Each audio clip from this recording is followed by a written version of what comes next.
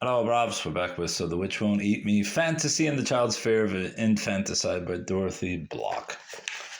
Go to Chapter 2,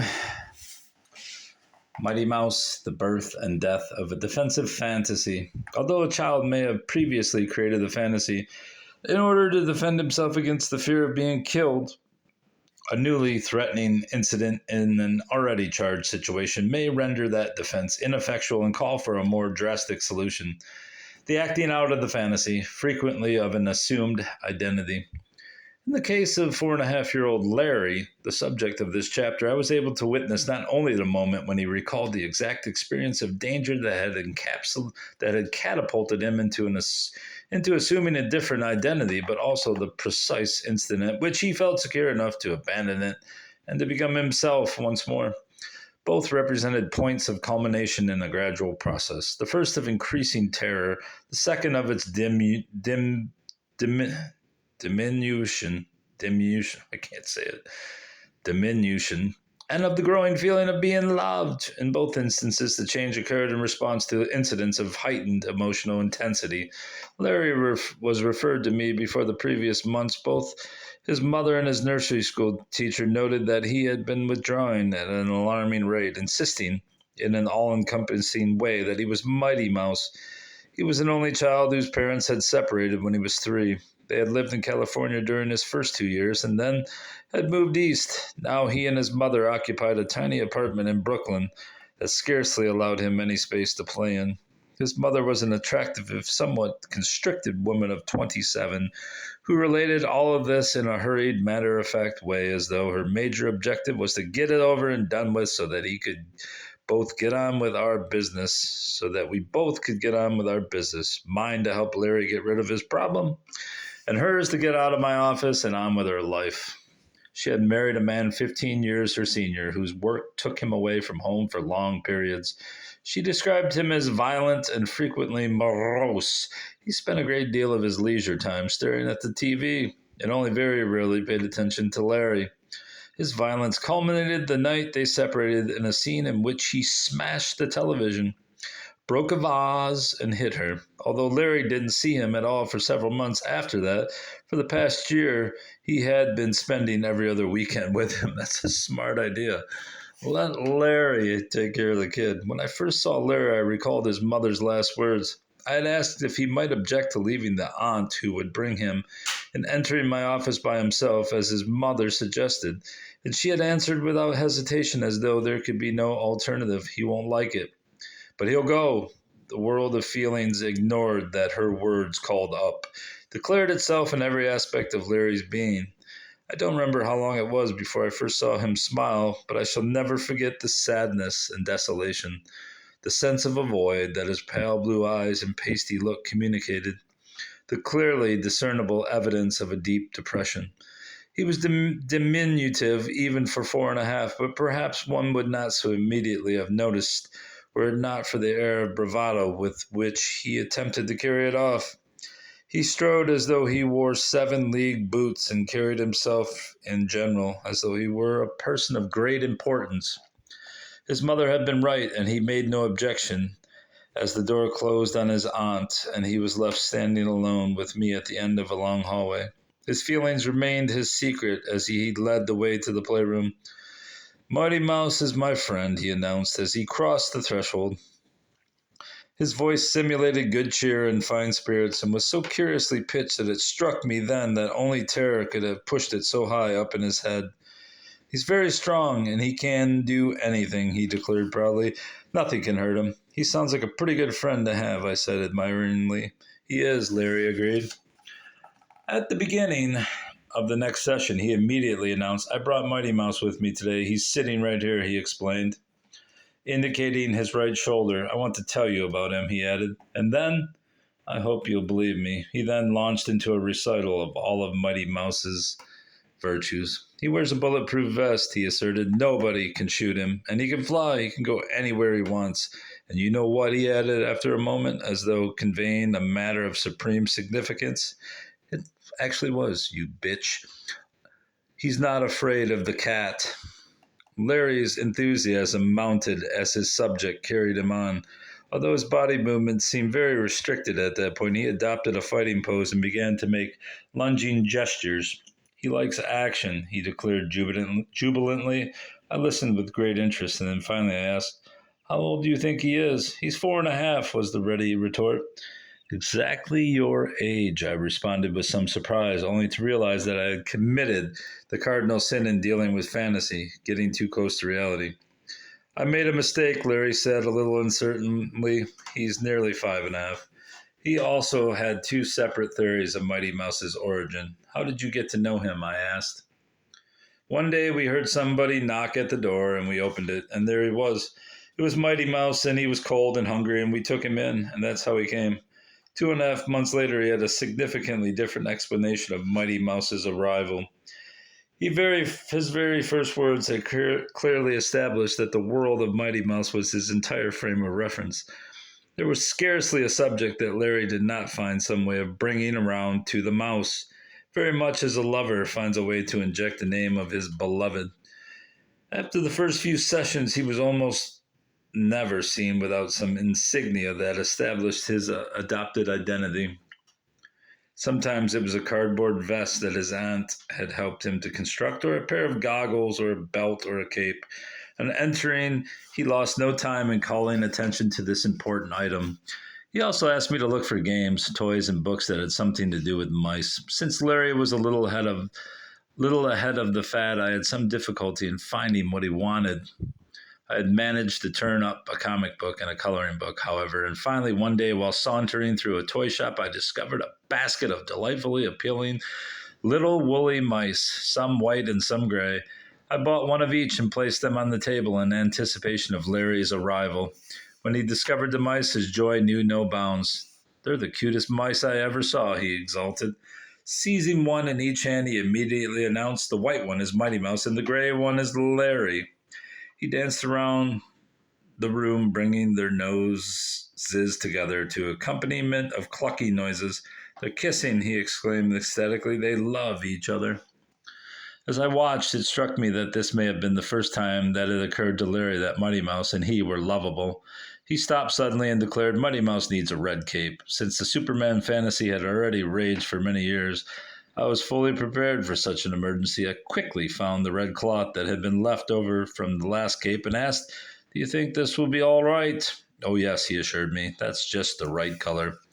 I cut out a tiny square and proceeded to sew a cape for Mighty Mouse. Let me adjust this jacket.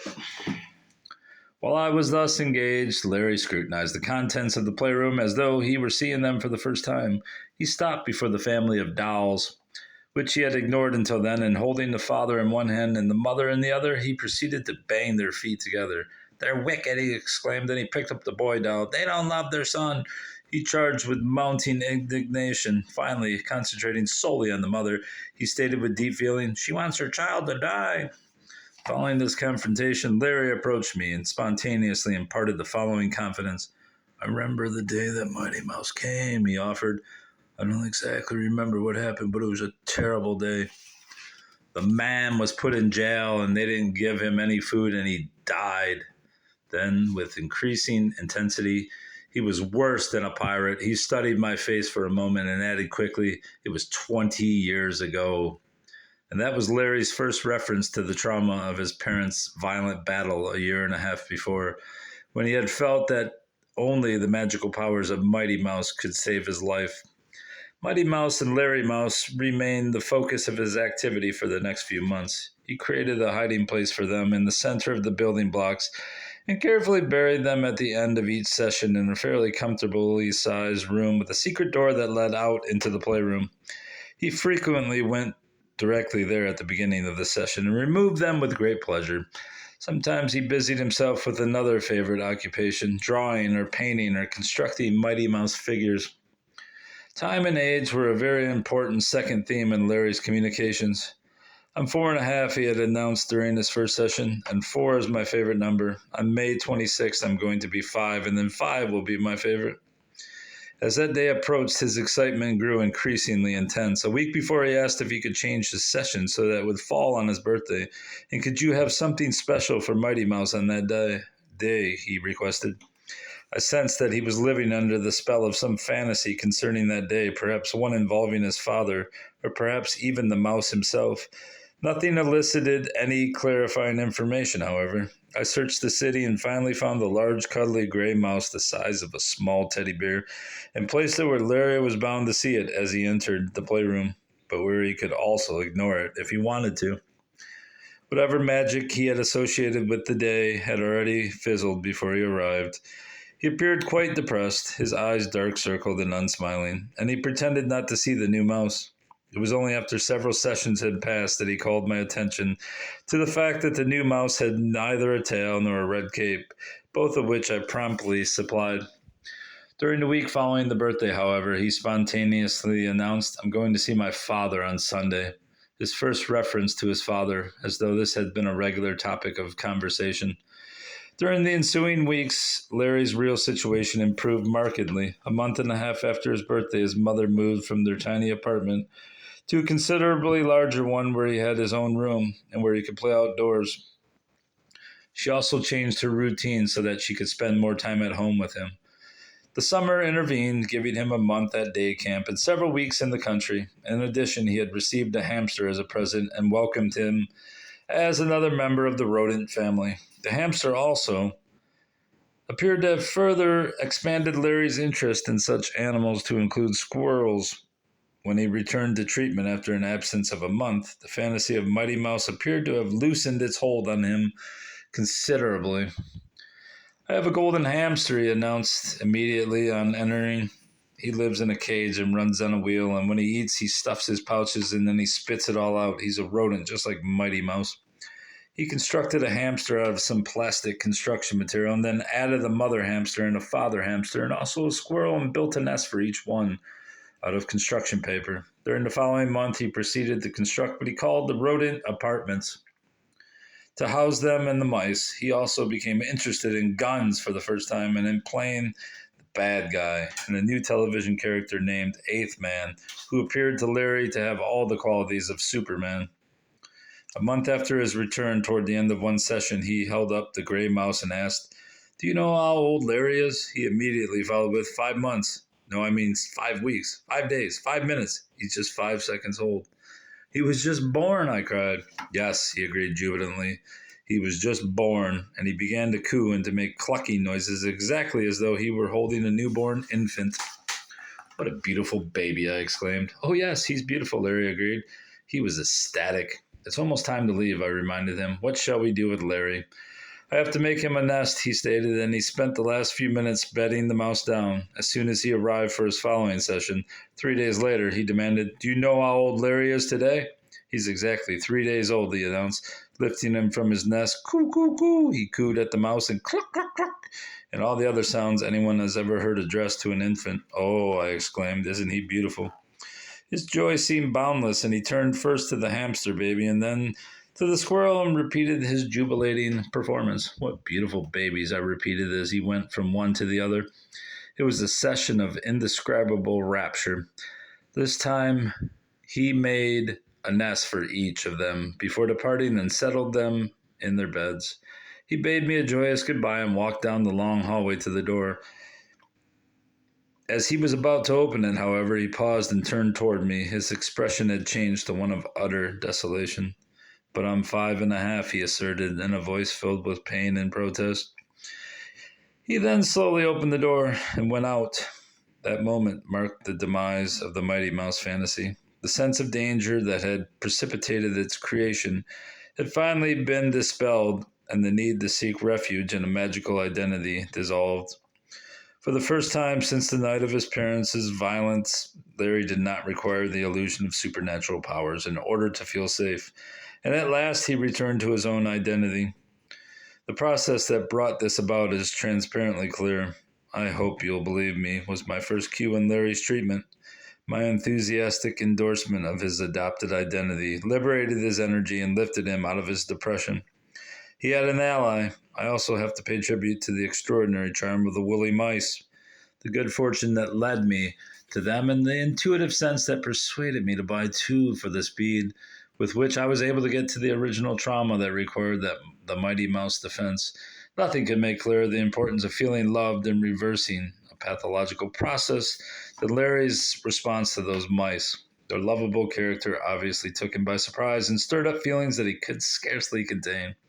They love each other, he exclaimed, and on the wave of the feeling that he also was loved, he was able to revive and to confront for the first time the terrifying memory that had necessitated his magical defense. Still seeking refuge in fantasy, for the first time he was also freed to express, by way of the dolls, his indignation at both his parents for their rejection of him, and to accuse his mother of wanting him dead. The increased ego strength that led him first to the fantasy of being reborn and then to the acceptance of his own identity derived not only from his analytic sessions, but also from the improvement in his environment. His mother was very responsive to my suggestions for building a feeling of security and providing more companionship, and she went to great lengths, including changing her abode in order to meet his needs. As a result of both factors, the sense of danger that his father's violence had precipitated and that his mother's feelings had reinforced gradually diminished. When he felt sufficiently secure, he was able to discard his magical identity and accept his real one. The concept that a defensive fantasy may be acted out at a specific moment when life is experienced as endangered and then abandoned when the danger is experienced as past is borne out by the events of Larry's treatment. We may therefore also assume that where the childhood fantasy continues to be acted out in adulthood, as in the assumption of a homosexual, what? Where does that come from? We may therefore also assume that where the childhood fantasy continues to be acted out in adulthood, as in the assumption of a homosexual identity, the terror that precipitated it may still prevail. This lady makes great leaps and bounds. Also, she doesn't even know that Larry's father was violent. That's coming from the mother. I mean, I'm not saying he wasn't violent, but if you haven't talked to Larry's father, and why is she still letting Larry see the father if he was a violent psychopath who smashed a television? But that's not my problem. I am just the presenter of these ideas, bro. Goodbye. Goodbye.